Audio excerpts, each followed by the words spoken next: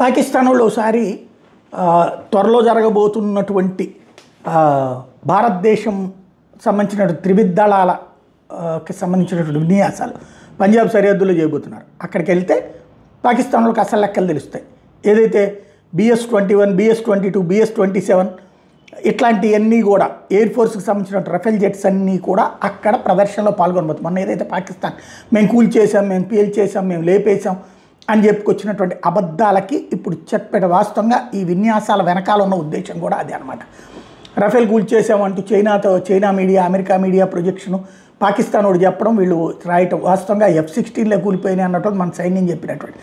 ఇప్పుడు ఆ రఫేల్ ఏవైతే వీళ్ళు కూల్ చేసామని చెప్తున్నారో అదే రఫేల్స్తో రేపు ప్రదర్శన చేయబోతున్నారు. తద్వారా పాకిస్తాన్కి షాకింగ్. అంటే మొన్ననే మోడీ ఏం చేశారు, బ్రహ్మోస్ క్షిపణులు ఎదురుగుండా నుంచోవడం, అట్లాగే పాకిస్తాన్ చెప్పిన ఏ ఎయిర్ బేస్లో అయితే కూల్చామని చెప్పిందో, దెబ్బతీసామని చెప్పిందో అక్కడ మోడీ ఒకవైపు, రాజ్నాథ్ సింగ్ ఒకవైపు వెళ్ళి అక్కడ సైన్యంతో కూర్చుని ప్రపంచానికి చూపించారు అసలు ఏం జరిగింది అన్నటువంటిది. తద్వారా అదే పాకిస్తాన్ అట్లా చూపించుకోలేకపోయింది.